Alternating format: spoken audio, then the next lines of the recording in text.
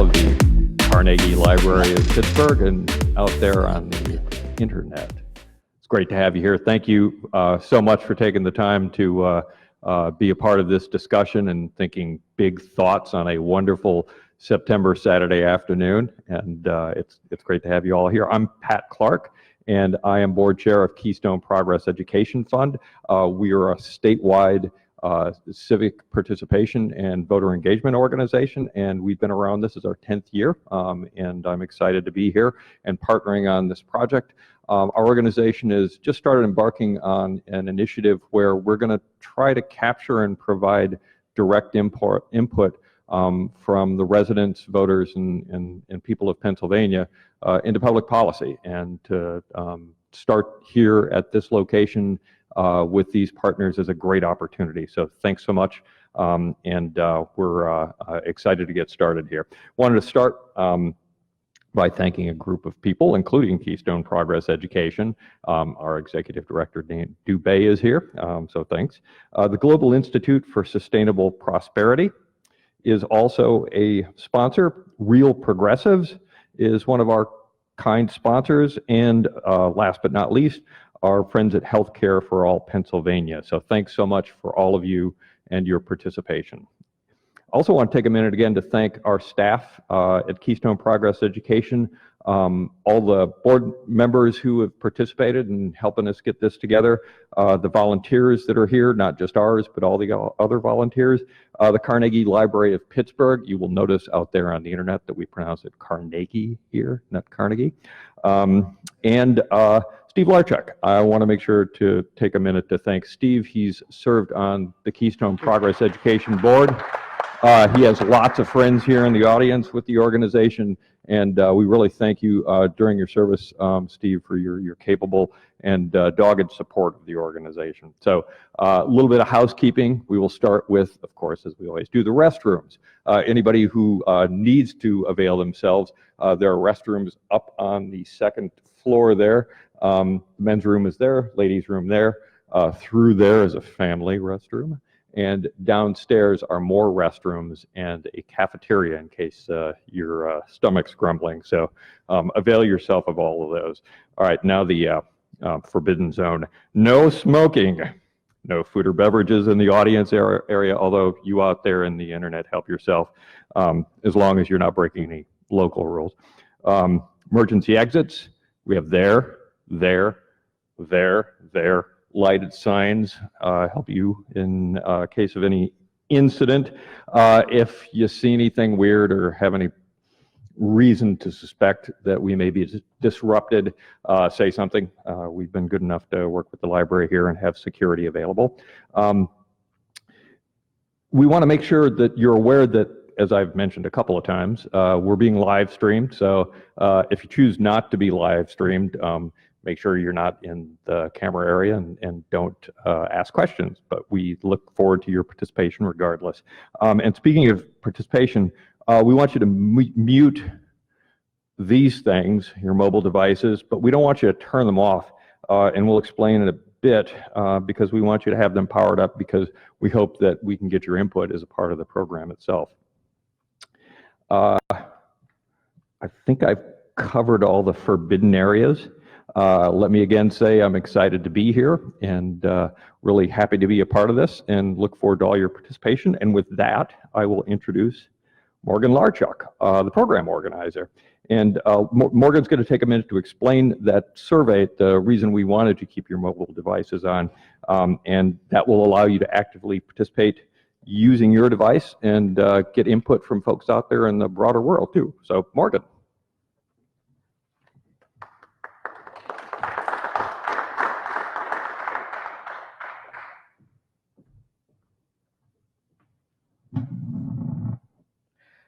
Hello.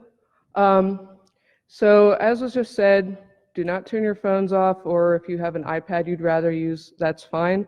We thought it would be interesting to get some real-time participation from the people in the audience here, and hopefully to the people who are watching the live stream as well. So what you're going to do is on either your internet-enabled device, you can go to this URL, which is pollev.com/Morgan, M-O-R-G-A-N, Larchuk, they wouldn't let me have the K, L-A-R-C-H-U 126. Or if you'd rather just use your phone, you text Morgan Larchuk 126 to 22333. So again, that's MORGAN LARCHU 126, and that'll be texted to 22333. If you're texting in, you should get a little text back that says, "Hello, you've joined the session." And it'll also tell you that when you want to leave, text leave. Now, you don't have to do that until the entire presentation is over. This program, this application, Poll Everywhere, it'll know what slide we're on. So even if you're on the web page, it'll only give you options to answer that one slide we're on. And if you're texting, whatever answer you text in, it'll be for that slide. And it'll know when we're on the next one through the magic of technology. Does anyone want me to keep this up? Can you tell I teach? All right, so I thought we'd have a little icebreaker question. The millennials should get this. Hopefully some of the older people will too. Before an icebreaker, some people have already voted in earlier when we were testing this out. But go ahead, and you'll notice that when we're on a slide with a poll, the instructions are also on the top again. So if you've accidentally logged out somehow, that's okay, the instructions will be there for you. And if you have a program, it's printed on the program as well, how to get back into the session. But as long as you haven't texted leave, you should still be in there. So I'm gonna vote myself because my house is being woefully underrepresented. I am wearing Gryffindor socks right now, just so you all know. All right.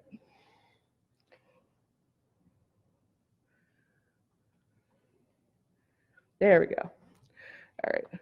And so we'll leave that up for a little bit. Lots of Ravenclaws and Hufflepuffs. Interesting. Okay. Oh, got some more people. Whoa, look at it go. So we'll let this go for a little bit before we move to our next one. When do you want me to move on, Dad? Go ahead. All right. All right. It's okay. All the books are about Gryffindors, so, you know. All right. So here for a more relevant question, now that we've all got our feet wet. So how familiar are you with modern monetary theory? Okay.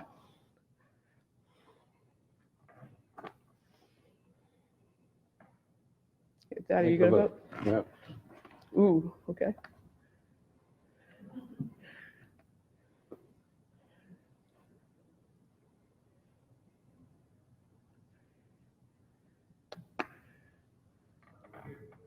Mm-hmm.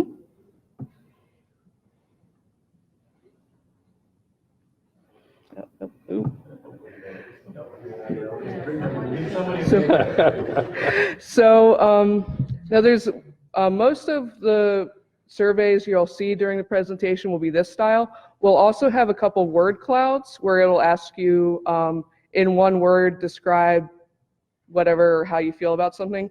For that one, you just text in, if you're using the texting, text in the word you want and send it. And you can actually answer more than once, but obviously go with your main one word thought first. But those will, and again, the directions will be at the top of the screen when we get there. Okay, does anyone have any questions? All right, well then I will turn this over to Stephen Larchuk, who I may or may not be related to. Only related by blood. Now, I'm a little bit chagrined because I would have thought we'd have at least one extremely familiar person with MMT. You know, our principal. Okay, there, thank goodness. I thought maybe I had recruited the wrong person. So thank you for coming, and for all the folks who are watching live stream and who watch this later on. There will come a time in your future when you'll think that you are here at a small group of people live and on stream, live stream, And you'll think, I heard about MMT. I was MMT before MMT was cool.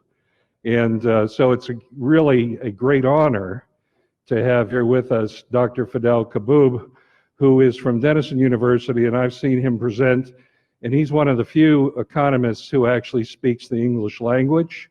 So it's a great honor to have him here. He's going to be taking the whole first half of the session, and save your questions until the end. There will be a generous Q&A opportunity. Then we'll break for an intermission, and we're going to have a hydration station outside under the tree. If you want something a little bolder, you can go downstairs, go around the back and down the stairs, and there's a cafeteria.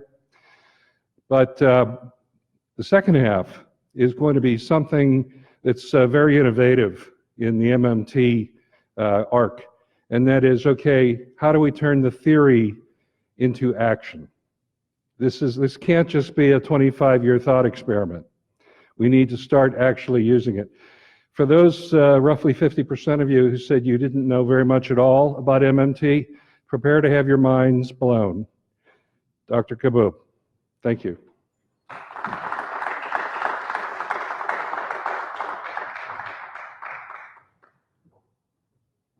Well, thank you all for being here. I'm assuming I can just click next and the slides will move. All right. My name is Fadhel Kaboub. I teach at Denison University, and I run the Global Institute for Sustainable Prosperity. What we want to do today is get a basic understanding of what MMT is and talk about its policy implications. And MMT is often associated with progressive policy ideas. In the last, especially 10 years or so, a lot of the progressive movement has been learning and interacting MMT, and it's really about, what do we want to achieve as a society? And this is not necessarily just the progressive stuff. Oh, we're starting with questions. Sorry. Oh, you're ahead of me. All right, so you got your texting tools with you, right?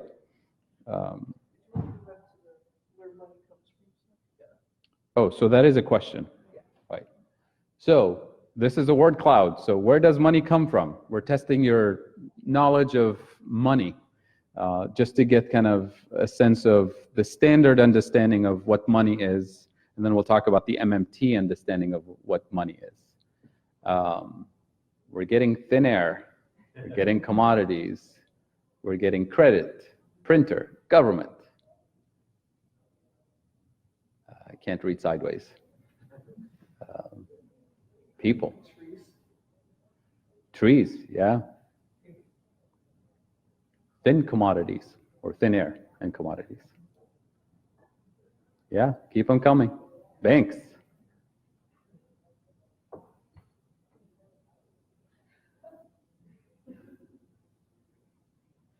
Something new. So lots of government, lots of banks, lots of work, credit, investment, trees, people, energy.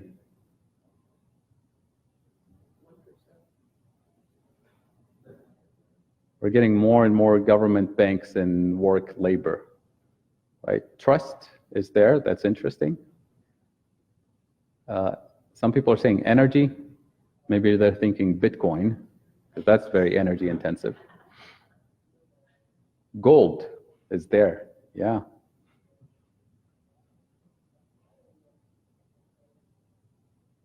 We're getting a few more.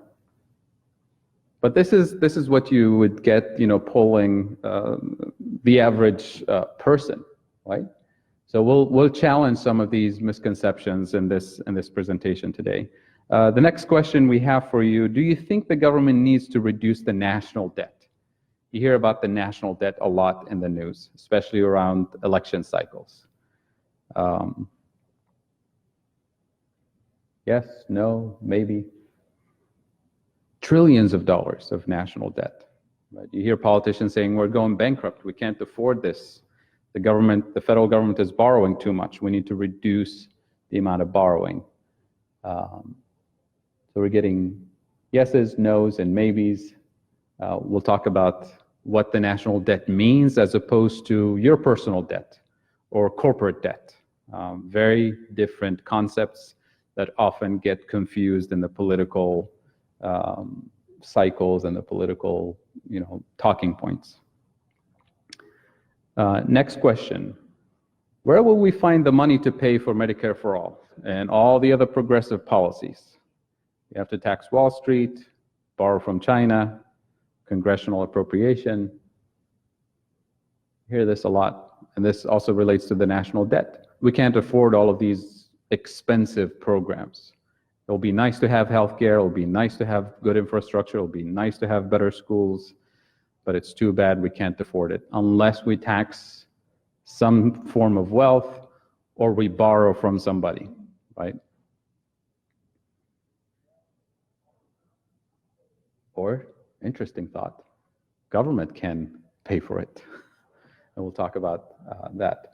But even in the part where people say, oh, the government pays for it, but how does the government get the money, right? Which brings us back to the first question, from China, from banks, from the printer, from whatever, right? So we'll talk about some of these misconceptions today. So here's the generally agreed upon kind of shopping list for the progressive movement. It will be nice to have decent jobs with living wages and benefits. It will be nice to have universal health coverage. Nice to have parental leave policies and child allowance policies, free public education, including college, public college, and vocational training education, social and economic justice that requires public investment, clean air, clean water, clean soil, clean energy. It will be nice to have all of these things. Nobody's opposed to these things. Public transportation, green infrastructure, and better safety standards. These are things that everybody agrees on. The question is, how do we pay for it? Where does the money come from to pay for this? We're told the government is broke. We're told we'll run out of dollars. President Obama said we're out of dollars.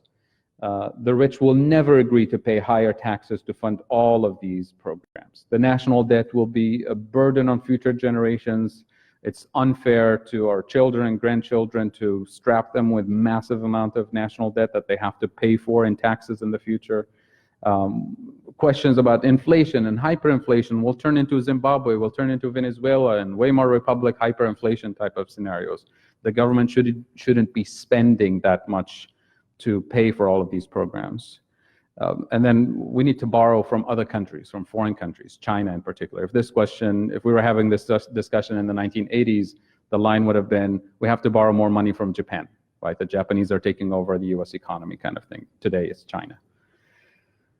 How did we pay for World War II? It was one of the most expensive government programs that took place in a relatively short amount of time and came right after the most miserable time in US history. Right after the Great Depression.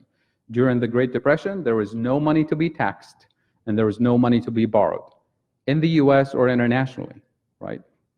And yet we were confronted with this massive decision for this massive government spending program, military spending program.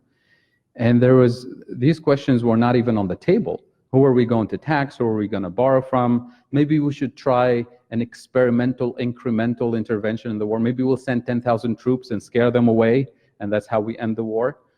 That was not the question. The decision was made, we need to win this thing, we're gonna make it happen. Congress approved the appropriation. Hundreds of thousands of people were employed within a matter of weeks. And beyond that, we went all the way to full employment. We went from 20-some% unemployment during the Great Depression all the way to full employment and beyond full employment. We brought women into the labor force. We brought younger people, older people into the labor force to keep up with the production effort. And that's how World War II was put in place. The question is, how did we pay for it? There was no money to be taxed. There was no money to be borrowed. Congress approved the funding, and the funding was there. The US federal government is the sovereign issue of the currency. When Congress approves the spending takes place. The question that's always in the back of our minds, and also the back of the minds of people doing this during World War II and all the time, is what will be the consequences of the government paying lots and lots of workers decent wages and benefits to produce everything we needed for the war effort? People will take their paycheck and they want to buy a new car. They want to buy a new house. It's a free country. They want to buy whatever they want. So had we had a situation where people went on a massive shopping spree looking for new cars, new homes, and by the way, World War II, we had to dedicate most of our productive capacity not to produce cars and not to produce homes, but to produce for the military war effort. So there were no new cars produced in Detroit between 1942 and 1945. So even if you had the money, you couldn't buy a new one. And there wasn't enough potential productive capacity in the labor force to build new homes and to produce the consumer goods that people wanted to buy. So the war was already in full swing. The war was already paid for. The problem now is, what do we do with consumers wanting to buy stuff and we don't have it? So it was a real resource question. It wasn't a shortage of money question. So had those consumers gone out on a shopping spree, bidding up home prices, bidding up car prices, we would have experienced inflation. And that's where some of the taxing came in and some of the borrowing from the federal government came in, quote unquote borrowing. So the government wasn't taxing before the war, it was taxing during the war to withdraw some of that purchasing power. The government wasn't, quote unquote, borrowing from the public before the war to pay for the war. It was borrowing during the war. The government was selling freedom bonds and war bonds to sort of capitalize on the patriotic mood of the nation, essentially telling you, the working individuals of that generation, postpone your consumption until after the war. I'm going to sell you this piece of paper we call a war bond or a freedom bond. You hold on to it for 10 years and we'll pay you back plus interest after the war. And this way, we didn't have consumers bidding up prices of homes and cars and other consumer goods, right? So the purpose of the war bonds and the freedom bonds wasn't for the government to borrow money in order for it to spend. The spending was already happening. So what we have in our understanding of money, especially at the federal level, is that we confuse personal finance with federal government finance. What I'm describing here is the federal government. It's not the city of Pittsburgh, it's not the state of Pennsylvania, it's not you and I. So don't try this at home. It doesn't work like this for the rest of us individuals. This is the case for the sovereign issue of the currency. In order for us to have money to borrow and lend to each other, to spend and to pay taxes, that money must come from an original place. And it's illegal for any one of us to issue US dollars or counterfeit US dollars, obviously. The federal government is the only issuer of the currency. So by definition, money enters into the economy only when the government spends it into existence. And when it's taxed out of existence. So in order for us to have money for our transactions, for borrowing and lending and spending, that dollar bill must come from one place, and it's the US federal government. So World War II was paid for in this way, and guess what? Every federal government spending happens in exactly the same way. Congress approves it, the spending happens, money enters the economy, then we live with the consequences of what is the productive capacity of the economy. Do we have plenty of productive capacity to allow people the freedom to go on a shopping spree to buy whatever they want? If that's the case, there will be no inflationary pressure. But if we know there's going to be shortages in construction or housing or consumer goods or healthcare or whatever it is, then we know there's going to be pressure points within the system where prices will rise. I'll give you an example. If today we decide, we as a society agree that dental care is a human right and we're going to afford that to every single person in this country. Pick up the phone, schedule an appointment, and it's covered by the federal government because we believe in this as a value, as a human right. The person on the other line says, we'll be happy to take you. The next appointment is on Wednesday, January 23rd, 2035. We have shortages of dentists and dental hygienists and equipment. We can't serve 330 million people, right? We're not prepared in terms of productive capacity. But then they say, we're happy to take you next Wednesday if you sign up for our premium gold membership and it costs $10,000 a month. So it feeds into inequality, it feeds into socioeconomic exclusion, it feeds into inflation, and it doesn't serve the purpose of us agreeing that this is a human right, we need to provide it to everyone. So what we need there is beefing up the productive capacity in terms of training doctors and dentists and hygienists and producing the equipment and the technology that we need to deliver that national priority. That's how we did World War II. When FDR asked, what does it take to win this thing? They said, we need to produce something like 180,000 airplanes a year to win this thing. He said, how many can we produce? 30,000 at the most. And people said, it will be impossible to win this thing. When we set it as a national priority and dedicated all the resources to it, we produced 300,000. That's what we're talking about knowing what the issue is. The issue is not the money, right? We were able to find the money. Obviously, Congress can approve the money.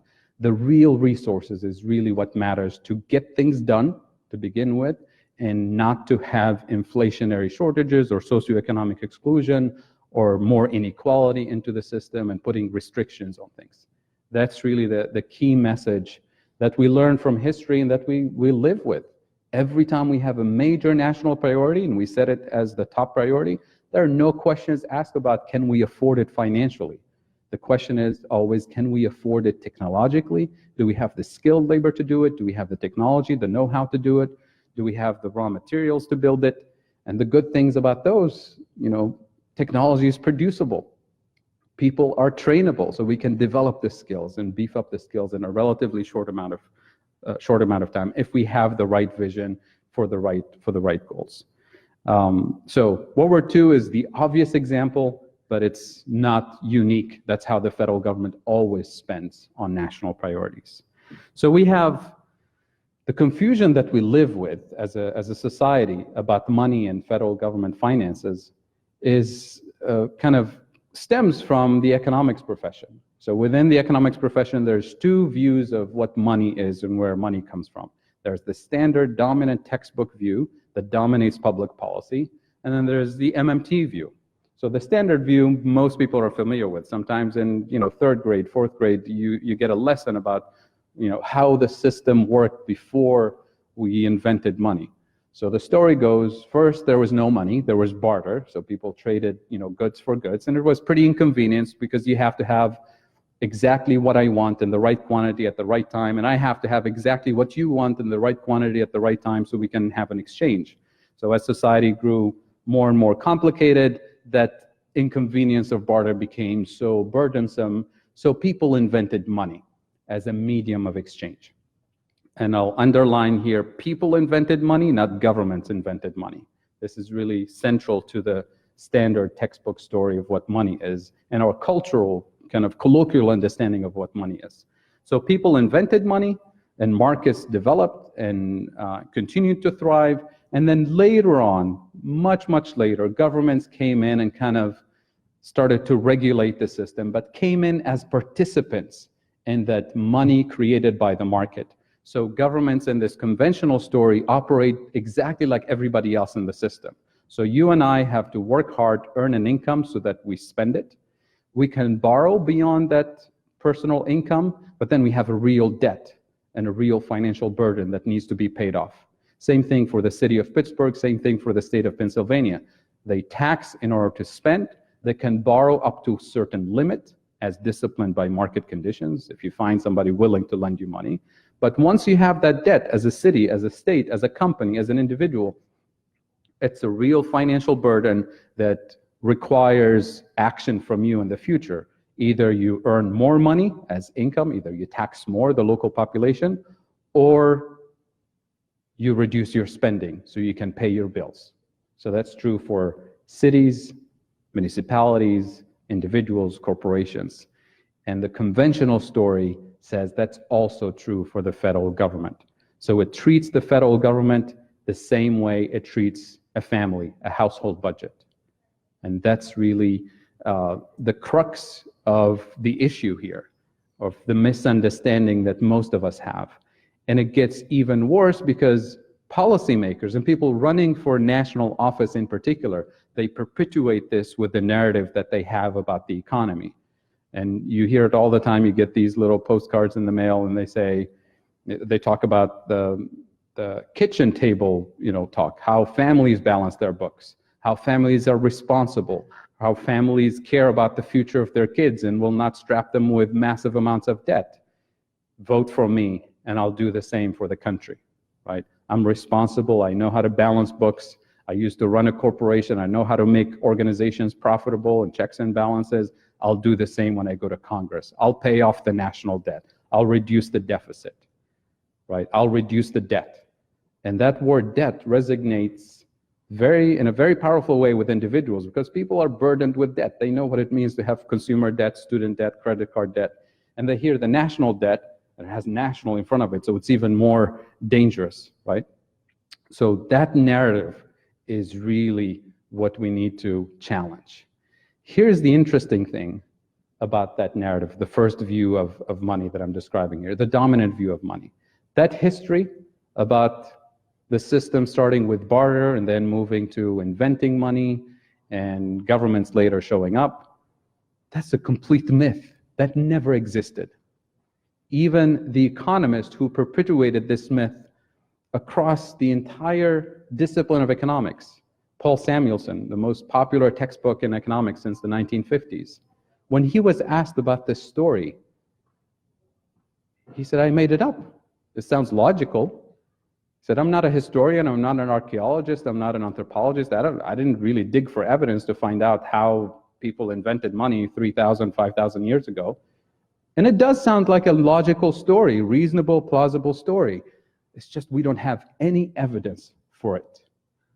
Nowhere in academic research, anthropological, archaeological research. Instead, what we have evidence for, and a famous anthropologist by the name of David Graeber, who's an American anthropologist teaching at the London School of Economics right now, I think, wrote a famous book about 10 years ago called 5,000 Years of Debt. And it's about the history of money and the origins of money. And anthropologists and archaeologists are the ones who actually know and have evidence for how society used to function. Hard evidence. We're talking about hard evidence, not just theoretical, conceptual evidence. He surveyed in that book dozens and dozens of societies across the world. And in none of those societies invented money in this way. But for every single one of those cases, society always introduced money in the system through what would be called taxation, right? So a group of powerful, coercive leaders, tribal leaders, religious leaders, chiefs and kings and whatever you want to call them in different contexts. But it's powerful people who can coerce the rest of society to do as they say. They introduced money, not our kind of money, but a thing that they name money. So the sequence of events goes like this. First, they say, you, the population, and I'm the powerful authority here, you're going to have to pay me a tax. Otherwise, you lose your liberty, you lose your property, you lose your life, or whatever the coercive consequences are. So you, the population, pay me a tax, or else there'll be consequences. So then the population will say, well, how do we pay you this tax? Say, oh, the tax is denominated in this thing I call money, and I'm the only person allowed to issue this thing. It can be a physical thing. It could be a seashell. It could be obviously something that has a clear designation that's issued by the authority. In other words, printed or coined by the authority with a stamp of the picture of the king on it or the prince on it. So then they say, well, how do we get those things you call money? I say, oh, glad you asked. Dig the mines for me. Build a palace for me. Invade the other community for me, and I'll pay you with these coins or with these things we call money, and then you can use it to pay me taxes at the end of the year. And by the way, because now everybody needs to have these things we call money so that they keep their freedom, they keep their life, they keep their liberty to pay their taxes, now they can use it as money for day-to-day transactions because everybody will accept them. So the general acceptability of money is built on the fact that there's an authority that enforces the value of that currency. Does that make sense? Every single case study, dozens and dozens in human history, there's always a coercive authority that introduced money. Today, it's the US federal government. Try not paying your taxes on April 15th, right? The consequences will not be like losing your life or whatever, but you lose your property. You get the letter from the court that says your court date for your taxes, and then there'll be consequences. People go to prison for tax evasion. So there's the coercive nature of the fiat money system. Fiat meaning it's not backed by anything. A dollar bill is intrinsically worthless. It's just a piece of cotton, piece of paper, right? And it has no intrinsic value. It's not backed by gold or silver or anything. But it's backed by the power of the government to keep the system running. And in our democracy, I hope we want to have a democracy, we get to decide what those priorities are. It's not a king that says, build a palace for me or else. We, the people, decide what the national priorities are. And if we say the national priorities are healthcare, the national priorities are decent wages and benefits and parental leave and all the generous things that we want to have for us as a society to enjoy, we have the mechanism to make it happen.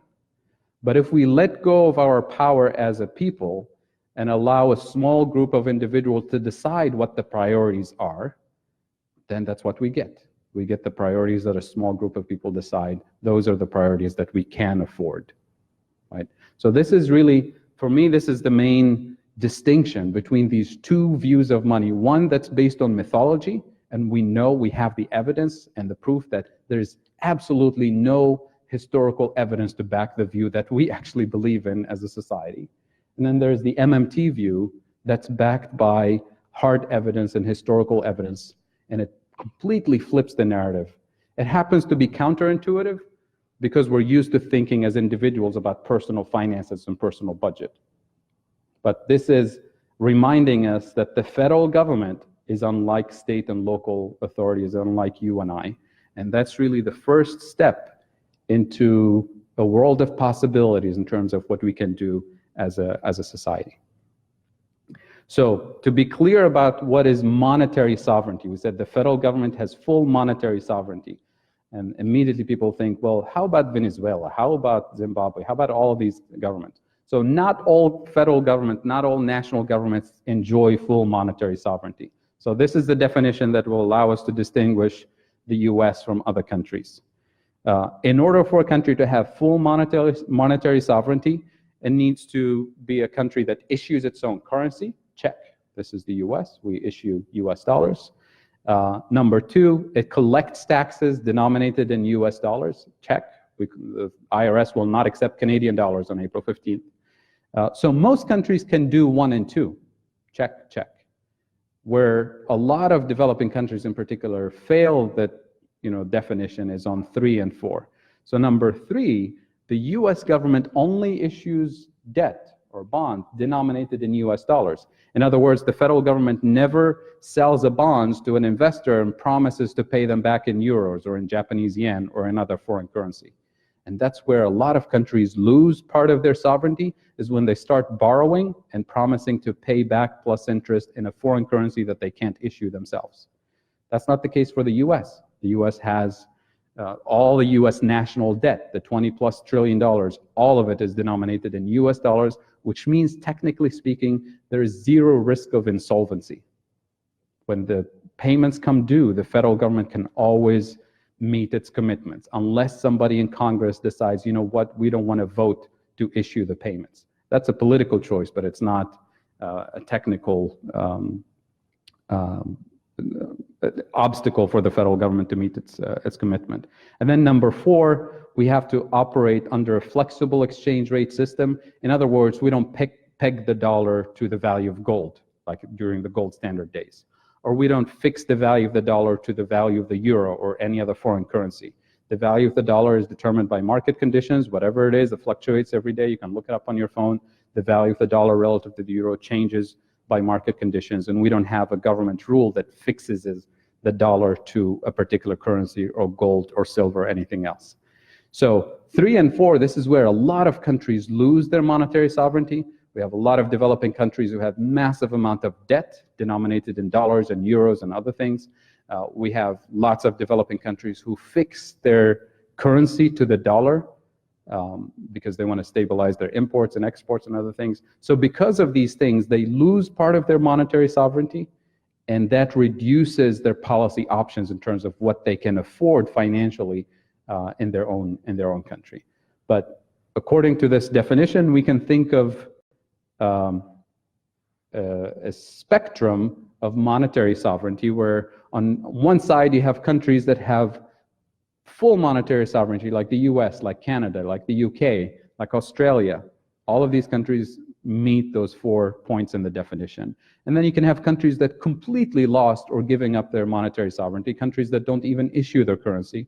Some countries completely dollarize their economy, like Ecuador. Countries like the countries within the Eurozone, the countries that use the euro as individual states, they don't have the capacity to issue their own currency.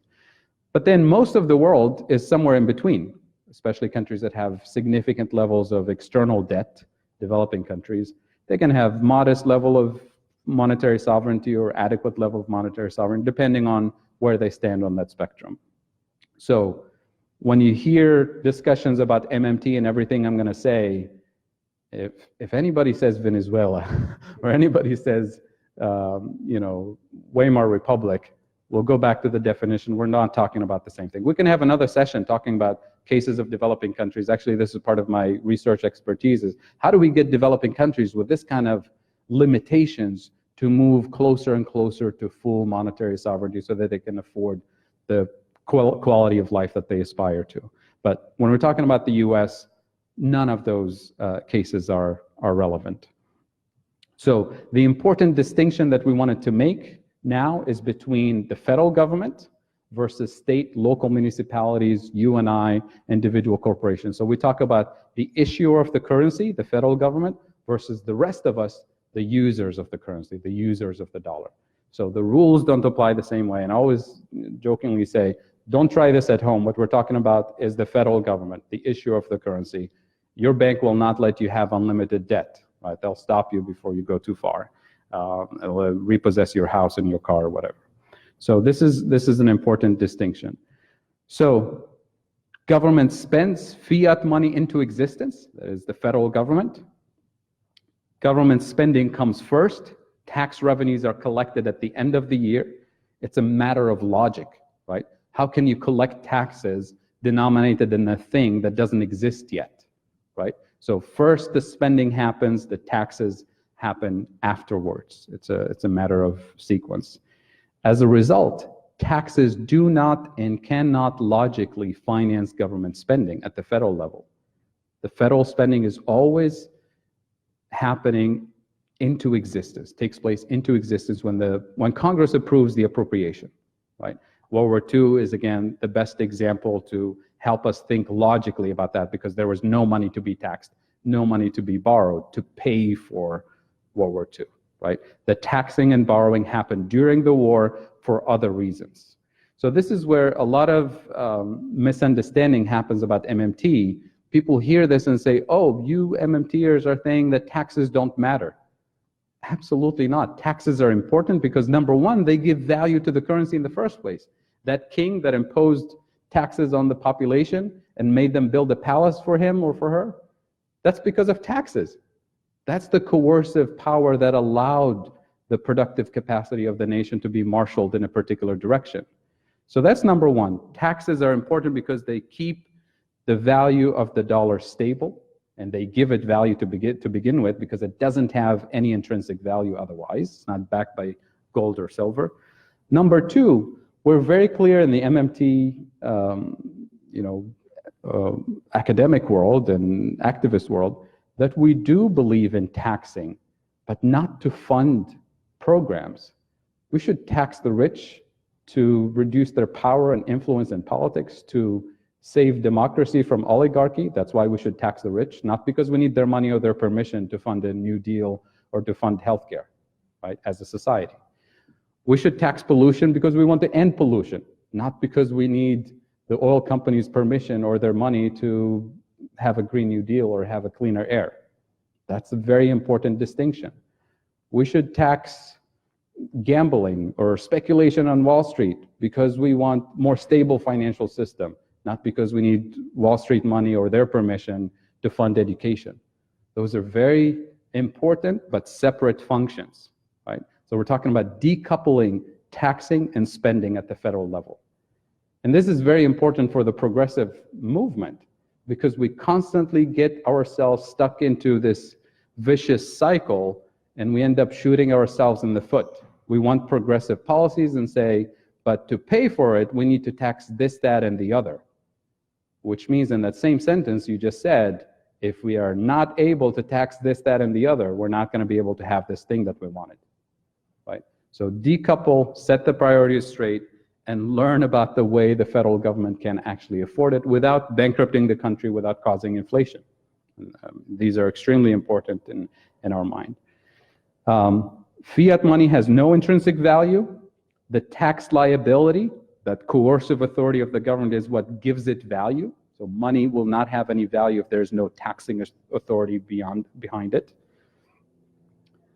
A government deficit is by definition equal to the non-government sector surplus. I'll give you an example. We have lots of historical examples about this, especially in colonial taxation. When the British Empire invades a new region in Africa, we have evidence of this because they took notes when they did that. They say, you, the local native population, you have to pay us a tax, we, the British Empire, and the tax is denominated in British pounds. And people say, what is a British pound? We've never seen one. I say, well, here it is. It has a picture of the king on it or a picture of the queen on it.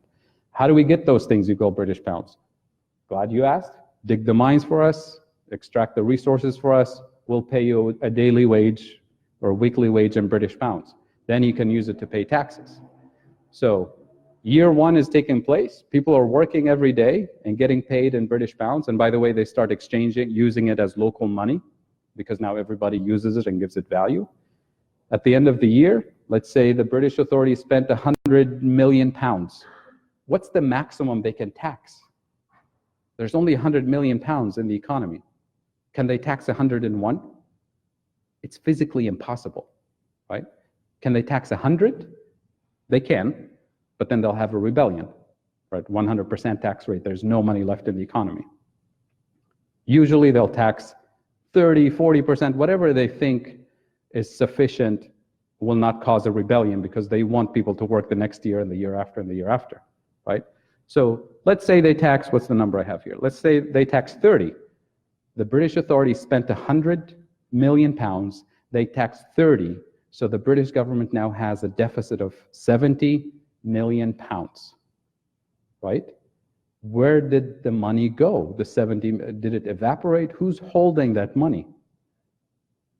It's people in the private sector, right? That's the net savings of the private sector. So the deficit of the British authority is exactly equal to the penny, or the pence, or whatever they call it, to the surplus accumulated by the private sector.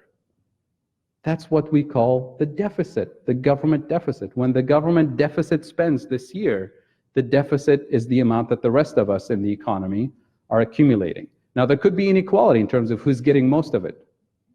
That's a separate question. We can deal with that. But it's the non-government sector that has those assets. So if the government decides to do this for many, many years, like the British authority, deficit after deficit after deficit for 50 years of colonialism, after 50 years, you add up all these deficits, what do we call that big number? We call it the national debt.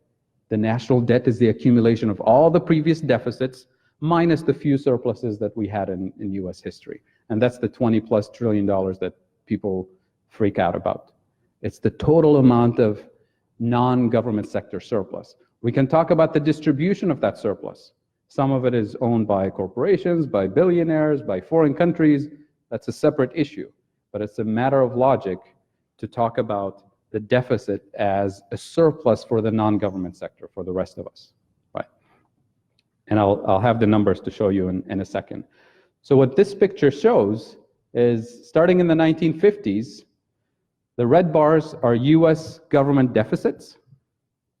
The blue bars are private sector, US private sector balances, either deficit or surplus, depending on the year.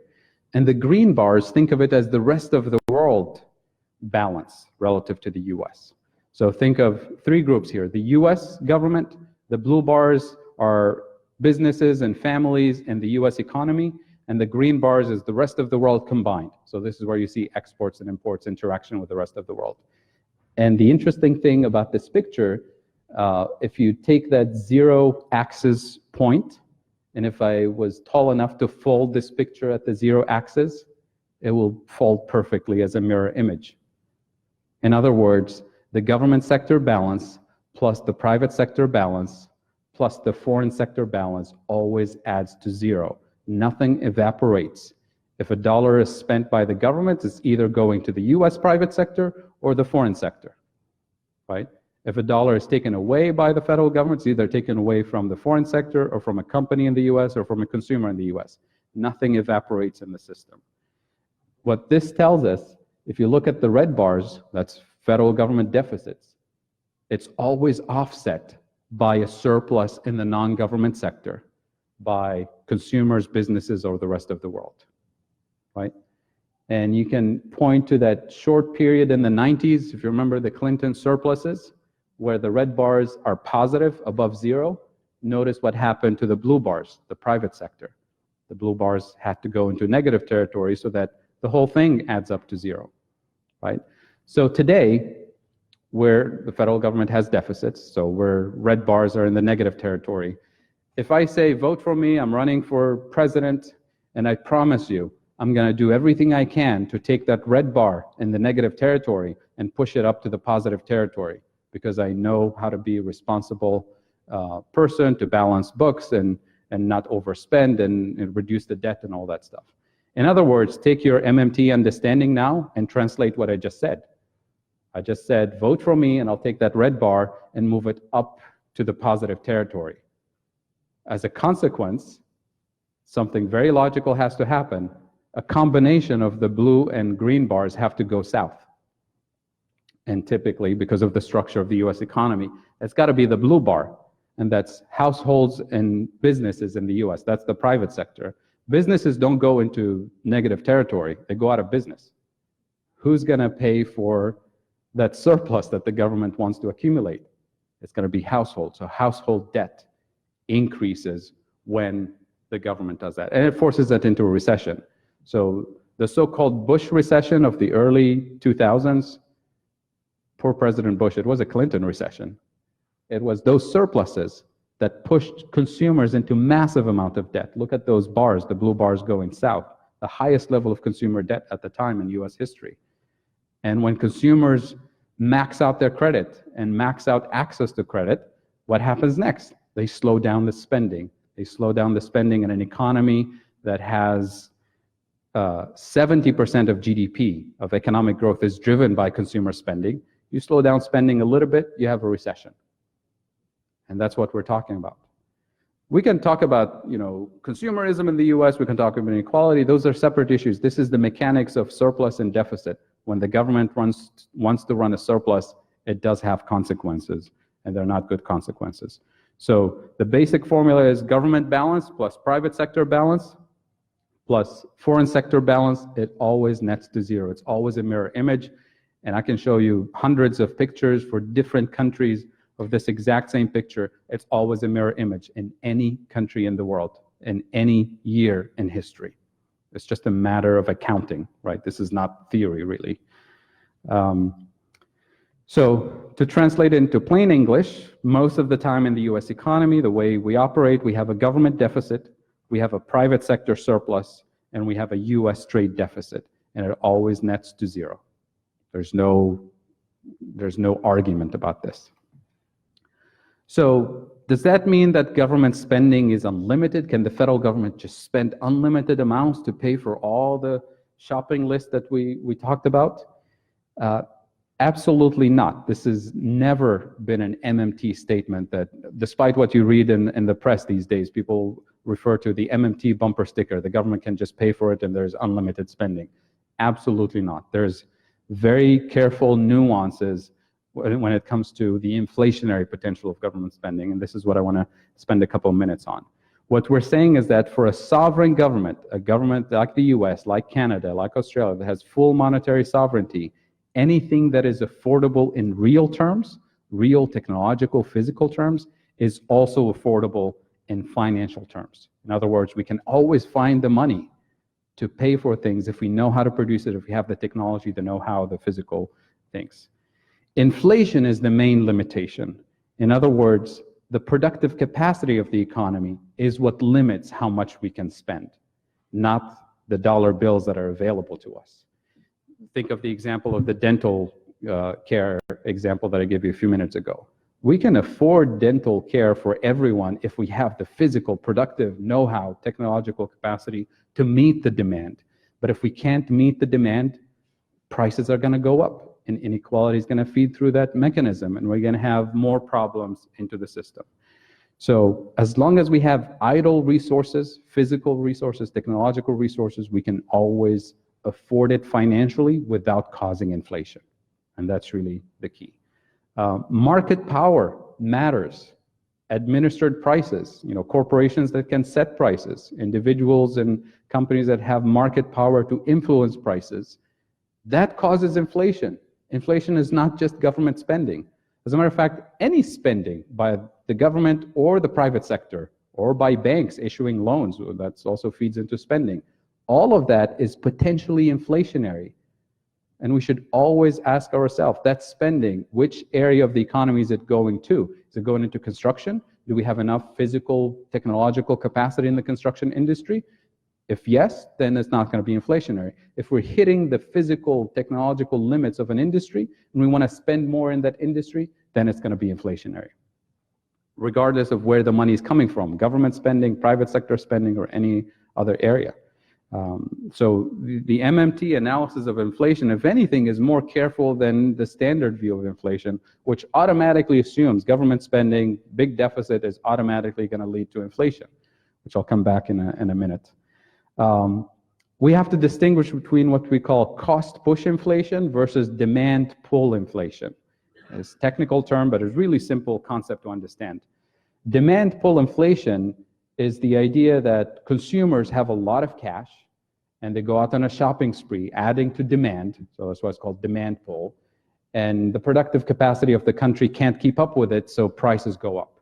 That's called demand pull inflation. It's usually the blame is on consumers, the blame is on higher wages, the blame is on labor unions who bargain for stronger purchasing power for consumers and cause inflation that way.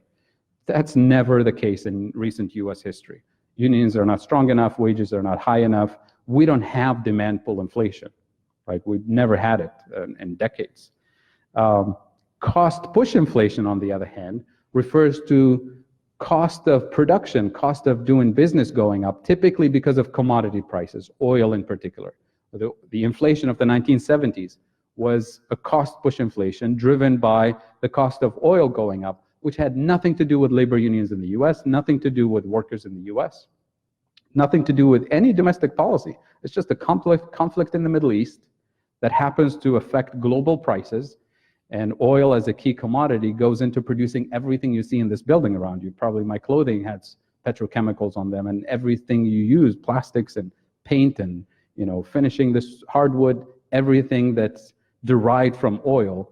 As soon as oil prices go up, the price of those petrochemicals go up, including gasoline and kerosene and transportation and shipping.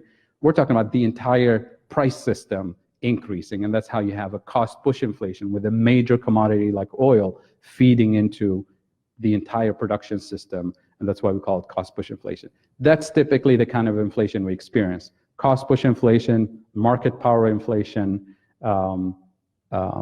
and then inflation targeted in particular areas where we have shortages of productive capacity.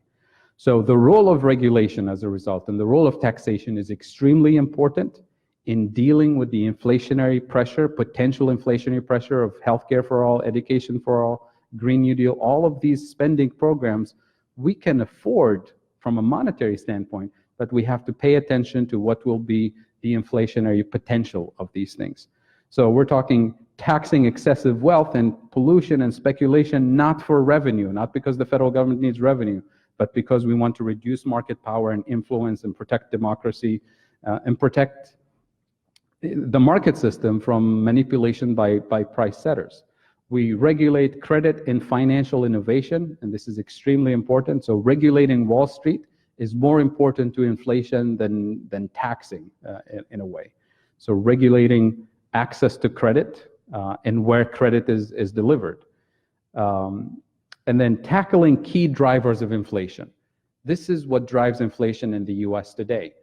So I'll give you a reference to what economists talk about when they say inflation this and inflation that versus what the rest of us, non-economists out there, feel in terms of the cost of living in the last 10 years. So if you pay attention to the financial press and what the Fed and the European Central Bank, all the major central banks, they're talking about their policy is targeting inflation at 2%. You say, wait, what is inflation? I say 1%, but we want it to be 2%. Like, why do you want inflation to go up? I'm already, barely making it through the month. And you're trying to inflate the economy to 2%? Well, it turns out at the macro level, deflation, low levels of inflation, which is pretty close to deflation, is very destructive, very dangerous for the economy. The Great Depression was a huge period of deflation, not inflation. So from a macro standpoint, you do want modest levels of inflation. But that's counterintuitive to the average person. So you look at the inflation rate of the US, which is calculated by the BLS, the Bureau of Labor Statistics. It's a very simple concept. The BLS constructs a basket for the average American family. They say, what does the average American family consume? They buy milk, they buy groceries, they buy entertainment, they buy transportation, they pay rent. They make a huge list of all the things, little things, big things that we buy, and then they make a price tag for each one.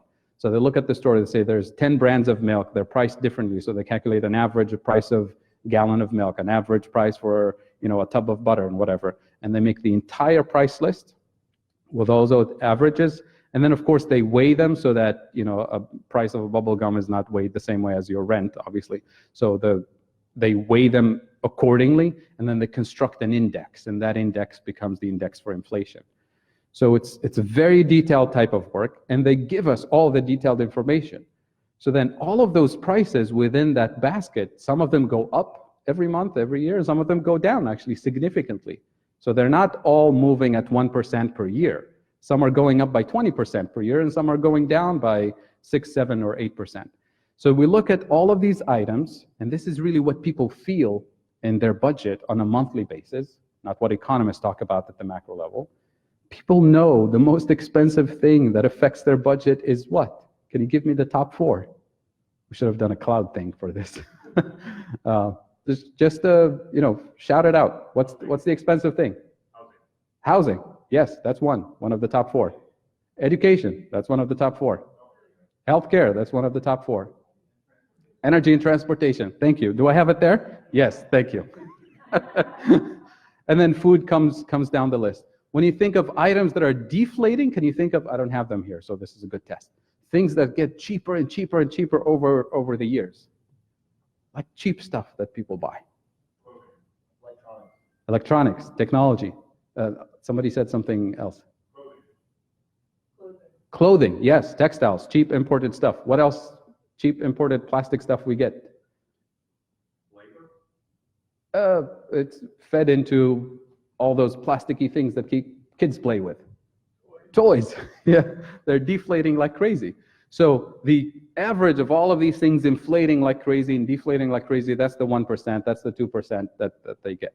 So if we're saying our policy agenda is and our national priorities, our values is to deliver healthcare for all, is to deliver education for all, is to deliver X, Y, and Z, we also need to do that with an eye towards the potential inflationary fact.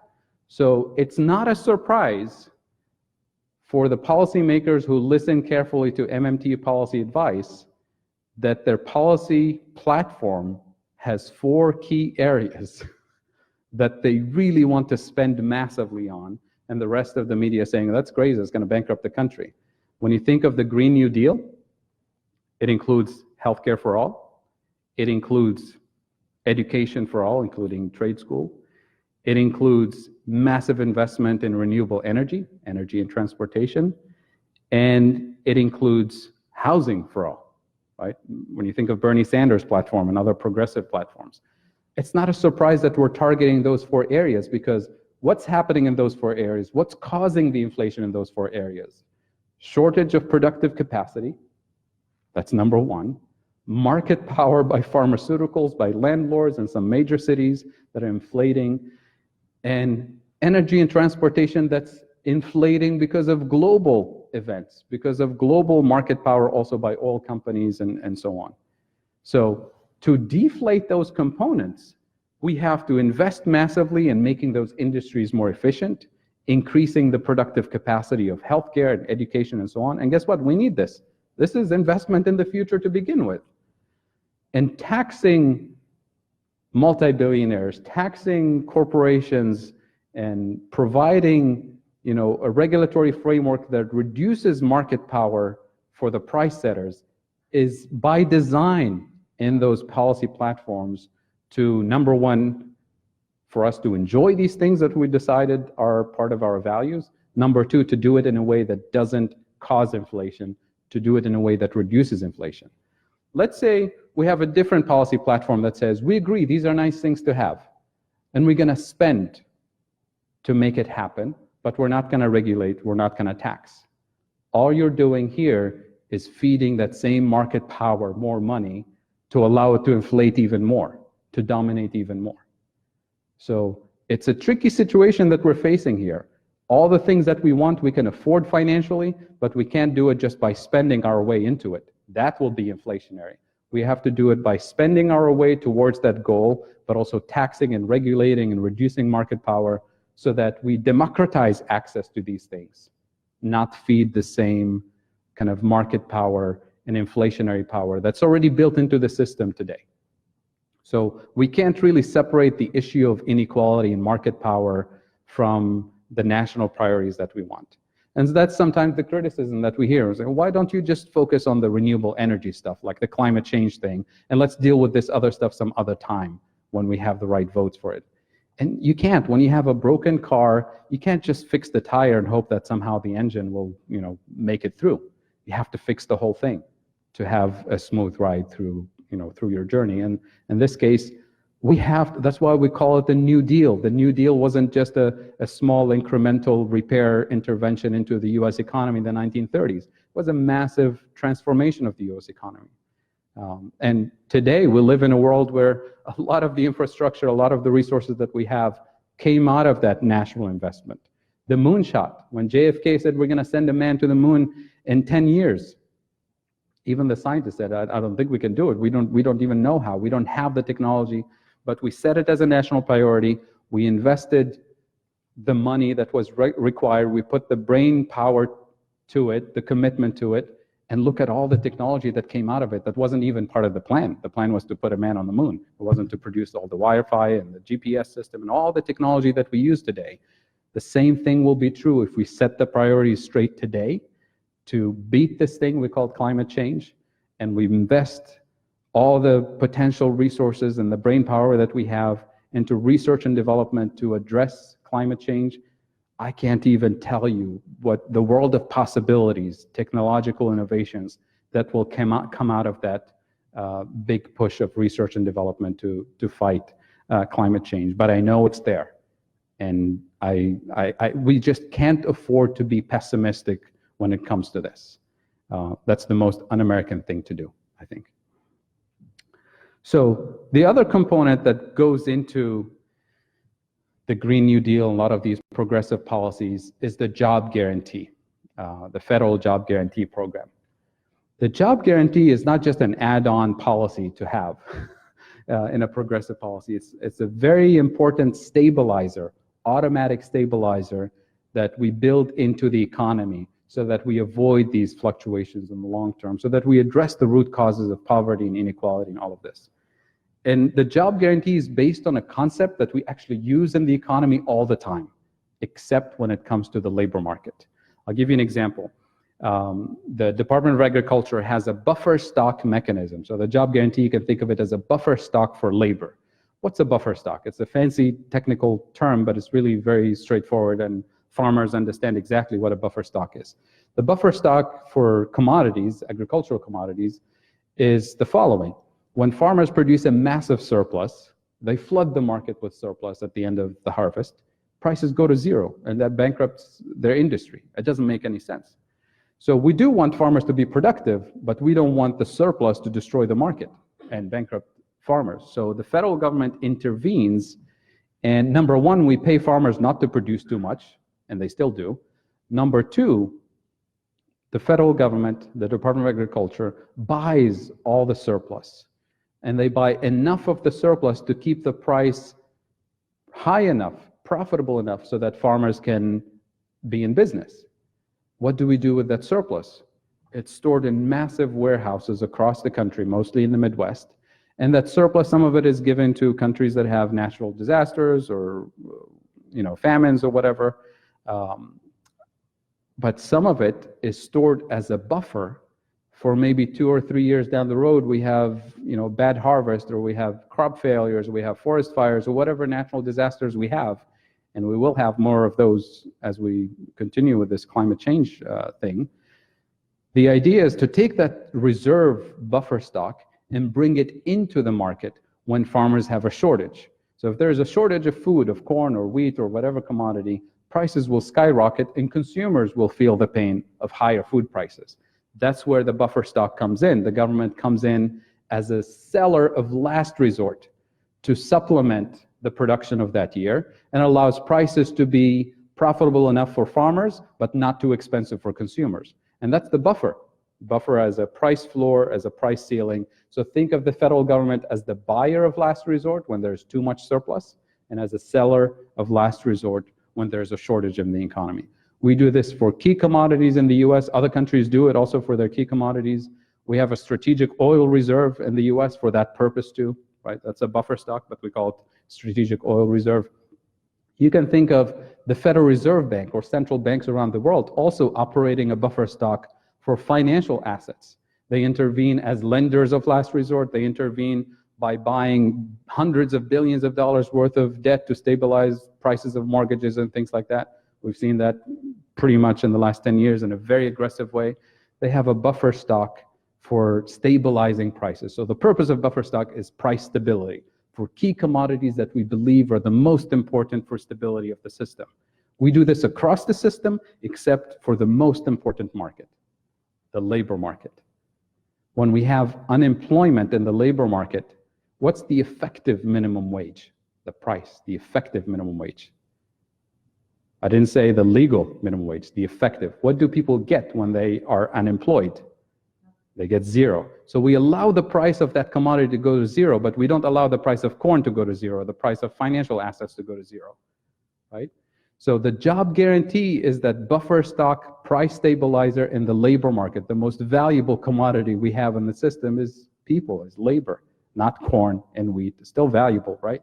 But we're forgetting this key component that really provides price stability in addition to a whole bunch of other benefits to society, inequality and poverty and so on. When corn is unemployed, quote unquote unemployed, it goes bad, right? It goes to a warehouse and after decades it goes bad. But when people are unemployed, the effect is immediate on individuals, on communities, on families. Tons of studies around the world, not just in the US. When unemployment rates go up, there's more crime. There's more depression, there's more suicide, there's more substance abuse. It's just the cost of physical, emotional, mental, financial pain that individuals, families, and societies feel, that's too expensive. That part is unaffordable, right? And what we'll see is that a job guarantee where the federal government intervenes as a buyer of last resort of labor, just like it's a buyer of last resort for corn and wheat and other commodities, is actually not only cheap from a financial standpoint, but it's the most humane, the most logical, the best investment that we can put in our society. So providing jobs, not to replace the private sector, but to complement the private sector. So focus on areas of the economy where there are shortages of production, or there are services that are not even provided to local communities, of low-income communities, and so on. That's where the job guarantee program is. So it's a buffer stock. It's counter-cyclical in the sense that when there's a huge recession and millions of people losing jobs in the private sector, that's when the buffer stock will expand, right? Just like the buffer stock for corn. When farmers produce a massive surplus, the federal government buys a lot of it, right? So the size of the buffer stock is huge. So during recessions, the job guarantee program will be massive, right? But when the economy is booming and the private sector is hiring everybody into private sector jobs, there'll be very few people left unemployed, so the buffer stock will shrink to a minimal size, right? So it will be counter-cyclical to the state of the economy in the sense that it will guarantee that everyone will be employed either in the private sector or if the private sector is not hiring, then the buffer stock sector will hire. So it's stabilizing. The concept here is that you take workers as they are, where they are. You don't tell people, go get the training and then maybe we'll hire you. We don't do that for buffer stock for corn. Right? We don't ask corn to go, get certifications, then come back and the government will buy you. Right? Take people as they are, where they are. We don't tell them to move to San Francisco to, find better jobs there. Take people in the local communities. And you do on-the-job training. Right? If the skills are not there, you build up the skills as part of the program. So jobs first, training later. It's community-driven, decentralized system. So the federal government can afford to pay for this. So the funding comes from the federal government.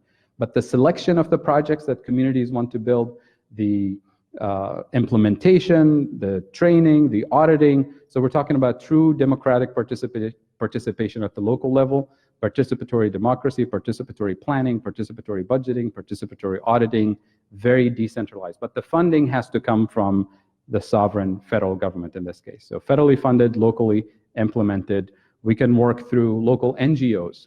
Think of Habitat for Humanity as a best example of a well-oiled machine that's constantly audited by the IRS. It's not a scam. They take a bunch of volunteers with almost zero skills and experience in construction, and within a matter of 6 months, they renovate and they build new houses for low-income communities, and they get the job done. This is the kind of model we need to be thinking about, taking people as they are, where they are, using local resources and building better quality of life for everyone, right? So that's the best example I can think of. The job guarantee, private sector employers can hire workers from the job guarantee. When the economy booms and the private sector needs to hire more workers, would you rather hire somebody who's been unemployed for 2 years or hire somebody that's been working for Habitat for Humanity for the last 6 months and developed skills and shows up on time and has a recommendation from their supervisor? It's a no-brainer. The private sector wants employable people. They don't want somebody who's been unemployed for 2 years, doesn't have a track record, doesn't have a recommendation letter, and it's a risk. I mean, you hear this from employers all the time. The surveys are very clear. This is the code name unemployable. Who are the unemployable? When you dig into it, it's women, minorities, people with disabilities, returning citizens, people with fewer years of education experience, and so on. That's the hardcore, unemployment that we're dealing with. The job guarantee targets specifically people who are left behind in the private sector labor market. We're talking about people who are first to be fired when the economy hits a recession, and they're last to be hired when the economy is booming. They're always coded unemployable. The job guarantee takes people as they are, where they are, and builds the skills on the job and transitions people from that code word unemployable into employable with experience and so on. So the job guarantee reduces the depreciation of skills. Obviously, it builds productivity and productive skills. It contains training components. It's key to the job guarantee because the hardcore unemployment numbers, one of the big components is skills and experience.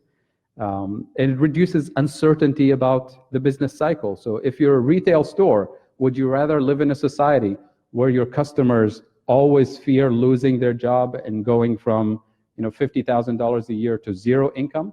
Or would you live in a society where your consumers work in the private sector, make $50,000 a year, but have a safety net that says if the private sector goes into recession, they'll still buy food, they'll still pay rent, they'll still buy transportation, because they have a job guarantee that pays a decent wage and benefits. So it will reduce the uncertainty about the business cycle and reduce the risks for consumers and for businesses, and allows for better decision making, because that's what drives investment in the private sector. As an investor, if you're thinking, should I build a new factory? Should I open a new restaurant? Should I build an expansion? And if I'm uncertain about the state of the economy, if I think more people will be unemployed in the next year, then I'm not going to do that.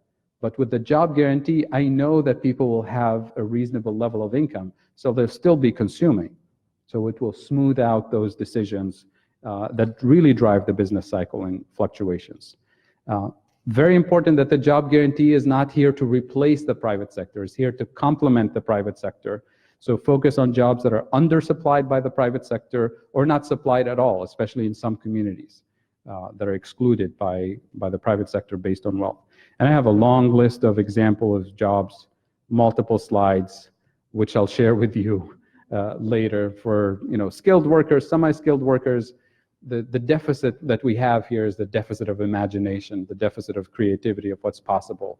And a lot of this deficit has been drilled into our brains with this idea that we can't afford it. So what's the point of thinking of possibilities when the money is not even there? So I'm hoping with this discussion, it's opening this world of possibilities, of creativity, of imagination, of looking around and saying, what needs to be done? Who are the people in the community who are available to do this work, quote unquote, unemployed? If the skills of the local population match the needs of the community, then the job is done. We apply for a federal grant, we pay for it, and people get it done. If the skills of the local population don't match the needs of the population, well, there's room for on-the-job training to lift up the productive capacity of the community.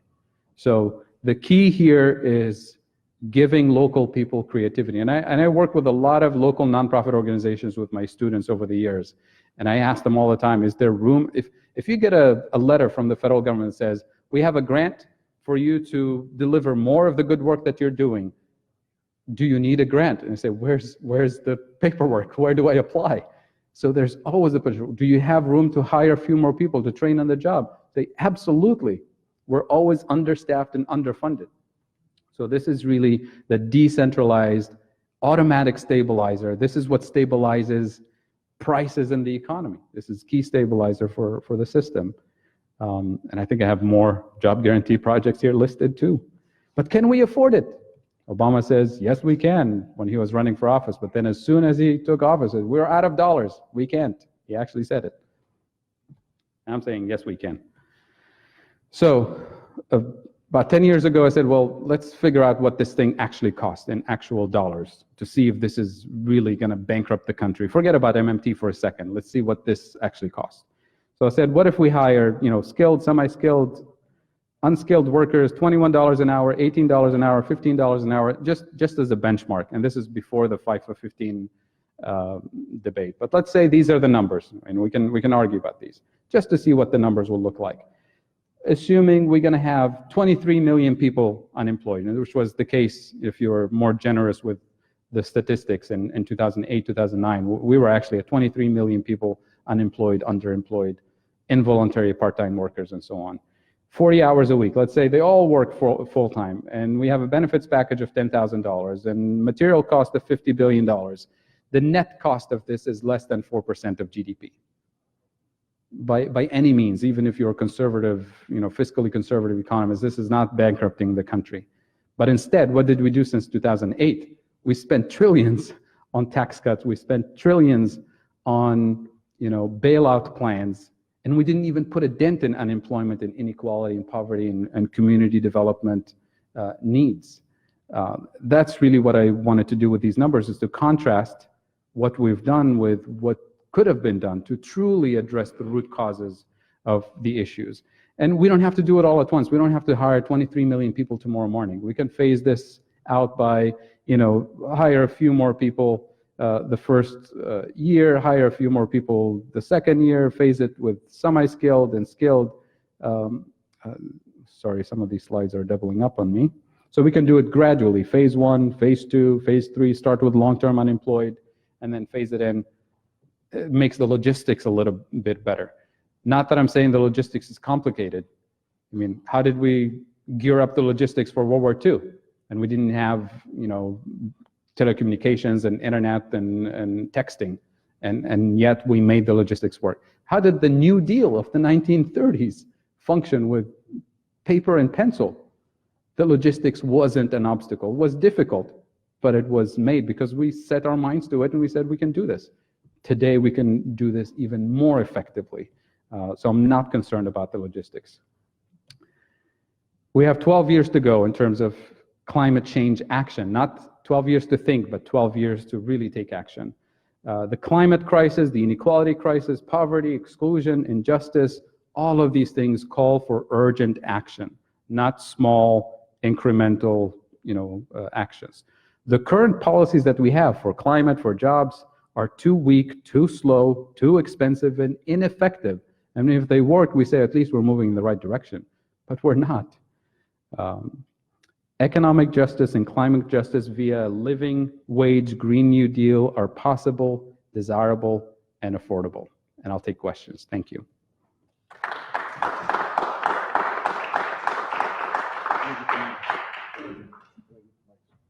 Oh, we have microphones for people in the audience.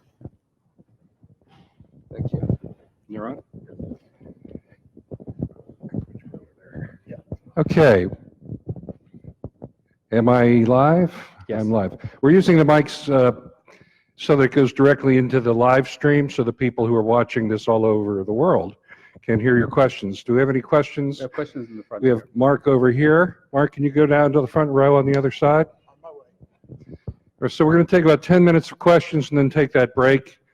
And then we'll come back and say, okay, now that we've learned all this, what does it mean? Go ahead, sir. Thank you. I'm Pat. I'm glad to have participated. I missed your panel earlier this year, so this is great. Question for you. The last slide there, you laid out a percentage, 3 point whatever, last couple of slides as to what the cost overall would be. What's a comparable on that in our current budget, or maybe something that we could put in a scale toward that? Good question. Off the top of my head, I don't want to give you the wrong number or the wrong example. Definitely lower than military budget, right? That gives you a reference point. To give you a reasonable reference point for this, historically, U.S. deficits are in the range of 2 to 5% of GDP, right? So the question is, we want a deficit of what kind, right? Of this kind that produces full employment and price stability, addresses inequality and climate change and all of these things, or do we want the current kind of deficit? In other words, do we want to spend, what kind of spending do we want to have in place? Do we want a job guarantee program that provides after-school program for kids, for example, music and theater and sports and things that inspire kids to be active, to inspire them for career paths? Or do we want not to have after-school programs, but then build a prison for those same kids 10 years later? This is the way I usually think about it. Do we want to clean the water source, clean air, clean water, clean pollution, via a program like this, a job guarantee program that's targeted towards cleaner air, cleaner water? Or do we want not to have that, but then pay for more cancer treatment in the next 30 years, right? So this is the way to think about it. But if I had a budget in front of me, I'll give you a comparative number. But it's better to think of the actual impact of the jobs and what they deliver in terms of better quality of life, because that helps us also change the narrative about what's possible. I guess my immediate question was, what's the debt service right now? Because that essentially doesn't do any of the things you just described. It's just going off, right? The debt service, so thinking of going back to the national debt, right, which a lot of people are concerned about. From an MMT perspective, as we said earlier, the national debt is not the same thing as my debt to the bank, right? So my debt to the bank matters to me because I have to figure out, how much I'm paying in interest and am I able to generate enough income to make payments on time. But the federal government doesn't have a similar conception of debt as the rest of us. Despite what politicians say, they're scared about the level of the debt and the debt payments, the interest payments. But from an MMT perspective, that's not the issue. The government can always afford debt payments, quote unquote debt payments, because it's not a real financial burden. Guess what? The government also sets the interest on the debt. So if we wanted to reduce it, we can reduce that too, right? But somehow we have a government that believes in market setting conditions for itself and restricting government spending because we fear the potential consequences of inflation. We fear market retaliation, as if we're Zimbabwe, right? As if we're Argentina and face those kind of consequences, right? But from this perspective, It's not the case. Even mainstream economists, believe it or not, in the last 10 years, and especially the last year or so, the last few weeks even, they are coming to similar MMT conclusions without saying these are MMT phrases or conclusions, but they essentially realize that they have no valid theory of inflation. Because when the Fed was doing all the big spending, asset purchases of 2008, 2009, the bailouts of the banks, those same economists were saying this is going to cause hyperinflation. And the Fed was saying, well, we want 2% inflation instead of 1%. And they missed the target. They didn't even hit the target. All major central banks used all the tricks in the standard textbook to lift up inflation to 2%, and they failed miserably. Everything they thought would cause inflation didn't cause inflation.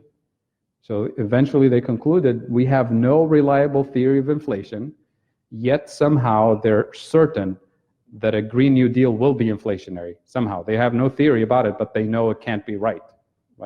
So this is what we're dealing with. Economists who are wrong about inflation, wrong about inequality, wrong about climate change, wrong about everything. It's time to push back and say, well, you really have no valid argument here.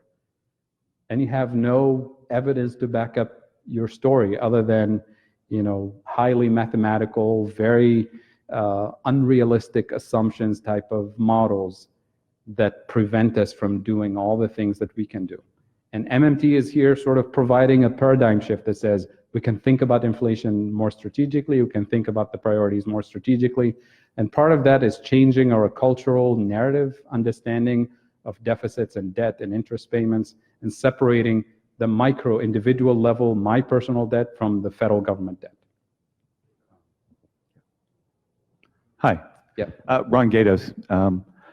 There's been a lot of interest in employee ownership, either ESOP or other trusts and cooperatives, and how would they be worked into the jobs guarantee?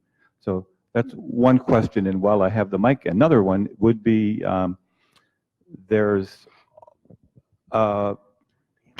increasing and decreasing over history interest in regional currencies, complementary currencies, and do they seem feasible, or how would they fit in if they do?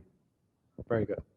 So the first question about employee-owned, employee-managed businesses or cooperatives, the job guarantee is sort of oblivious on this. Whatever the private sector decides, if people work in a publicly traded company or privately owned company or cooperative company, unionized or not unionized, that's kind of the private sector decisions.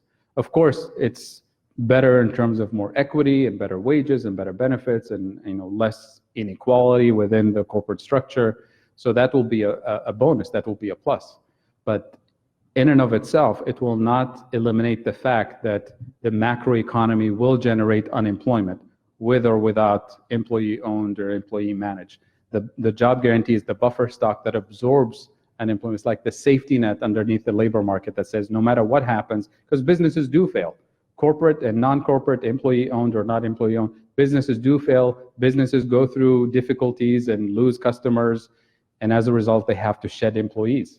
And that's where the job guarantee comes in as a safety net that guarantees no matter what happens in the private sector, no matter what business cycle conditions, people will be able to plug into a local community development job that provides decent wages, decent benefits, decent hours, decent working place conditions. And that becomes the standard with which the private sector has to compete. So if the job guarantee is offering you $15 an hour, plus benefits, plus parental leave, plus whatever we want as a society, that becomes sort of the minimum standard. Why would I work at Walmart if I can do this community development work that's more fulfilling, that's better workplace conditions, that's actually serving my own community, my own neighborhood, instead of working at X corporation with no benefits and not reasonable, stable hours and so on. So now Walmart has to compete with that national standard, right? And a lot of people have difficulty accepting the concept of creating a government program with which the rest of the market has to compete. I'll take you back to the debates about slavery. What did the slave owners say? So our business model doesn't work if you make us pay slaves. And what did society say? Well, you should be out of business then, because we as a society agreed that no human being should be treated in that way, and that people deserve decent wages, right? And we're still fighting that struggle of decent wages to this day. But we as a society said, forget about it. Your business model doesn't work for us. So change it or go out of business. Somebody else will take your place. And that's kind of where we are today. We need to be bold as a society in terms of what is the minimal humane standard that we want to live with as a society, and then make the system adjust. Okay, we have time for one or two more questions. Is there anyone over there? Okay, right here then. My question is, what are the chances of this becoming a reality? I mean, we're talking about a political will, Right. and that's my question. My own question, when I heard that you were coming and Steve had me read about MMT, I kept thinking about the defense budget and how do we deal with that? How do we deal with all the jobs connected to the defense industry? Sure. I mean, I heard this number the other day on PBS NewsHour that for the last 18 years, we've been spending $45 billion a year in Afghanistan. Sure. And so I'm real, my mind's going, a little like, well, I don't know how we handle this. How do we handle all those jobs? Sure. Yeah. So if you don't mind, I'll start with the second question and then I'll answer the political question. So in a lot of these progressive policy platforms, including the Green New Deal, one of the key points that a lot of people miss is the concept of just transition, as in just transition for workers who will be displaced from the fossil fuel industry, from the healthcare industry, from the health insurance industry. Right? Because we want to focus on delivery of healthcare, not the paperwork and denying people healthcare, which is what the current system does.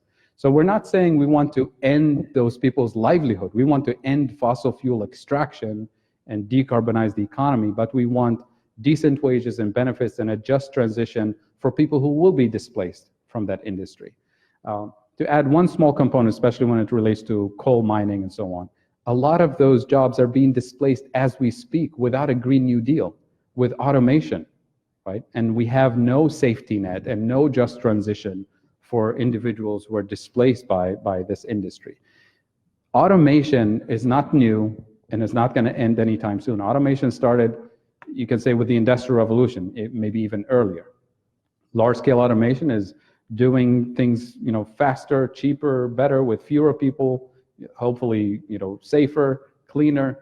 But it doesn't mean that work ended with the Industrial Revolution. We managed to create new industries, we managed to create new products and create new job opportunities. But we've been doing it in a haphazard way. Kind of a creative destruction happens, an industry, is eliminated, workers go through misery, and then, a decade later, there's some kind of new development, and then workers have to retrain and compete for those jobs again. The job guarantee guarantees that just transition for all the industries that will be downsized or eliminated. In terms of military, and this is not necessarily a statement to reduce military budget. We can talk about imperialism and wars, unnecessary wars and that kind of stuff. But the military is also a huge engine of technological innovation and has been for a long time. So we can use technological innovation to, deliver better precision-guided bombs, or we can use technological innovation to fight climate change. And we just have to set our priorities straight, right? Your question about how likely is this to be? This came up yesterday on Twitter. People were debating job guarantee is not really a popular idea. The polling numbers, all the polling numbers comparing all kinds of labor market policies, the job guarantee is by far the most popular amongst voters compared to any other policy. The job guarantee literature, the MMT literature is not new. It goes back decades. But politically speaking, even the politicians who were introduced to it for years were never convinced. Even Bernie Sanders was never convinced of, this will sell politically. Until a year and a half ago, I think, one of the big polling companies was hired by the Democratic Party, and they polled the job guarantee. And they were blown away that in every single state, it was more than 50% approval, including Republican voters, Trump voters. More than 35% of Trump voters are in favor of a job guarantee. And this is really the thing that blew them away, because they expected this to be some radical idea. This is what people want. This is sort of the centrist idea, the reasonable idea. So as soon as that poll came out, all of a sudden, every politician and their cousin became in favor of a job guarantee, including Bernie Sanders and Cory Booker's. Look at people running for Congress today. I can't even keep track of it. 50, 60 people with the job guarantee on their platform. So we're not there yet, but more people are hearing about it, more people are being educated about it, and more politicians are okay with it politically to engage in this as part of their platform. And the burden of proof is on the deniers. The burden of proof is on people who want to keep the old system, right? The economists especially, and the policymakers who are okay with the status quo. And they have to answer to that. Are you okay with where we are today with climate change, with poverty? And are we okay with 3 people owning more than 50% of the wealth? Do we want that number to get better? 1 person next year to own more than 50%? Or do we want to have a more just, equitable society? Are we okay with coal miners losing their jobs with no just transition, with no safety net? That's what they have to answer for. And we're providing the alternative, and we have answers for the issues of inflation and the national debt and the transition for these jobs. And it's in a democratic society, politicians will put these on their platforms and people will listen and will ask questions and will push back. In a free marketplace of ideas, so to speak, that's where this should happen. So I'm optimistic. I know we're not there yet, but I know we need to engage this as a democracy, engage in this as part of the public discourse and not kind of shove it under the rug and say, oh, we can't afford it, we shouldn't even think about it. Okay, one more question and then we'll take our break. Yeah. Linking what was just being talked about in terms of $45 billion spent in Afghanistan and all, linking this stuff back to your balance, your bar chart, bar graph that showed the federal, the non-governmental, and the foreign sectors balancing out. We all remember the bars. Yep. Apart from wages to soldiers that may be sent home, most of that $45 billion is lost to the economy. Similarly, in natural disaster, and when, especially when there's like, somebody earns money, probably somebody rich earns money building the bombs and building the aircraft. But when the bombs are dropped, or even back at home in our country, or anywhere around the world, natural disasters, which are of course less deserving of that name these days, real stuff, real infrastructure is destroyed. And while rebuilding may add some vigor to the economy, it's a terribly disruptive force in people's lives. How can that balance actually be working? Because I just see the relative value, and you pointed some of this out earlier, the relative value of short-term costs versus long-term costs of not spending the short-term money. And it can happen in schools and prisons, it can happen in climate and future disasters and displacements. So I kind of don't buy the balance. The balance seems like a happy thing. It's like, well, the federal has a big deficit, but individuals are doing great. I don't think they are. I don't think that's saying that, and I'm sorry if I led you into believing that. So let me clarify here, and you tell me if it's clear. So the balances that we have here, that's percentage of GDP. So the red bar here is like 5% of GDP government deficit. The private sector bar is reading like 5% of GDP in terms of private sector surplus. Is that all going to the accounts in the Cayman Islands, which are siphoning wealth off of society as a whole? No, not necessarily. This is not saying where the money eventually is going to be deposited, right? This is saying the private sector surplus is 5% of GDP. It's not telling me anything about who owns it. And we know there's a huge inequality built into that. So this is just to tell us what the purpose of this picture is, to show that a government deficit is a surplus to somebody else. But it doesn't tell us about the distribution of that surplus. This is sort of like the Walmart picture, where the government is subsidizing welfare for people because Walmart isn't paying them enough, so it's the government is subsidizing Walmart. Yeah, and I have And the an Walton family inequality is very picture. I happy think and that rich. will answer. I'm glad I put it here at the end of the PowerPoint. So let's look at this. This is about the inequality, where the money goes. So this graph here by my colleague Pavlina Cherneva, who's one of the experts on the job guarantee also. This is looking at every recession that the U.S. economy goes through, and it's saying who gains from the recovery after the recession. Is it the bottom 90% or is it the top 10%? So the blue bars are the bottom 90% of the population. The red bars are the top 10%, the wealthiest 10%. And it used to be the 50s, 60s, 70s, used to be every recession when we recover, most of the gains of the recovery go to the bottom 90%, which is reasonable. But then as we move closer to today, every time we recover from a recession, most of the gains from the recovery, look at the red bars, most of the gains go to the top 10%. Look at the last recession. That's why people in 2012, 2013, they read the news and it says the recession ended 2 years ago, but they say, the recession didn't end for me. It's because of this.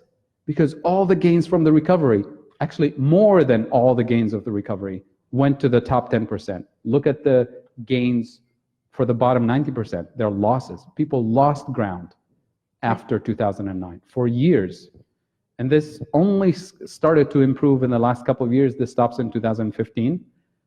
But it's not like any gains improved. So now we're like the recessions of the 90s and 80s. This is the issue. And that's why inequality and market power and influence is crucial to all of these policies. Because we can't afford to go to the next recession and the next recovery with this engine of extraction of wealth to the top. And I think we have to take the break. Yeah. Let's have a hand for Dr. Kaboub. Thank you. Appreciate it. With any luck, in a few years, he'll be in Washington. Can you imagine having somebody with his skills and knowledge in substitute for what we have now? It would just be I am not running for amazing. office. No, you're too good to run for office. Okay, let's take that break. The second half is going to be all about, okay, how do we take this theory and move it into action? And it's, without the action, this is all just fun and games. Thank you.